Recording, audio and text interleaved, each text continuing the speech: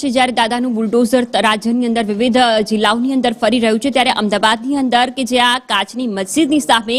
ગેરકાયદે બાંધકામ ઊભું કરવામાં આવ્યું હતું, વક્ફ બોર્ડની આ જમીન હતી જ્યાં ગેરકાયદે બાંધકામ મામલે ફરિયાદ પણ દાખલ થઈ હતી, ત્યાં હવે બુલડોઝર ફર્યું છે। ગેરકાયદે બાંધકામ પર બુલડોઝર ફેરવવામાં આવ્યું છે। એએમસી તરફથી કાર્યવાહી કરવામાં આવી છે જ્યાં કાચની મસ્જિદની સામે 10 જેટલી દુકાનો છે, આ તમામ દુકાનો તોડી પાડવામાં આવી છે। ઉર્દુ શાળા નંબર 3 અને 4 ની અંદરની આ ઘટના છે જ્યાં હાઈકોર્ટ તરફથી નિર્ણય આપવામાં આવ્યો હતો કે આ બાંધકામ તોડી પાડવામાં આવે। કોર્પોરેશને આ જે બિલ્ડિંગ હતી એ લગભગ 2009-10 માં આ લોકોએ ઉતારી લીધી,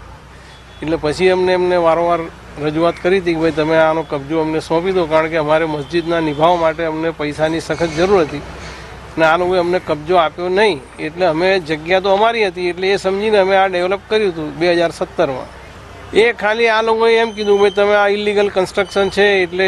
એ બાબતનું ચાલે છે ને અત્યારે આ લોકોએ અમને 261 અને 262ની નોટિસો આપી, તો એના સામે અમે હાઈકોર્ટ ગયા હતા એટલે હાઈકોર્ટે અમને સ્ટે ના આપ્યો એટલે પછી આ લોકો ડિમોલિશિંગ કર્યું। અમદાવાદના જમાલપુર વિસ્તારના કાચની મસ્જિદ પાસે આવેલ ગેરકાયદે બાંધકામો છે કે જે અમદાવાદ મ્યુનિસિપલ કોર્પોરેશન દ્વારા દૂર કરવામાં આવ્યા છે। જે રીતે ધારાસભ્ય છે અમિત શાહ દ્વારા પત્ર લખીને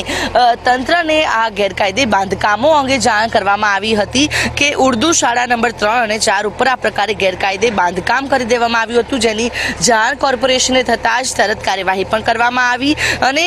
ખાસ કરીને આ જે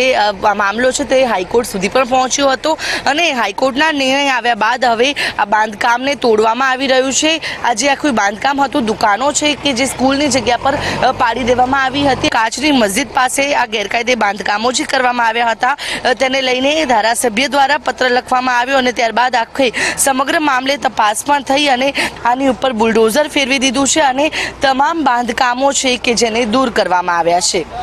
કેમેરા પર્સન મનીષ વાણિયા સાથે આયુષી યાજ્ઞિક, સંદેશ ન્યૂઝ, અમદાવાદ।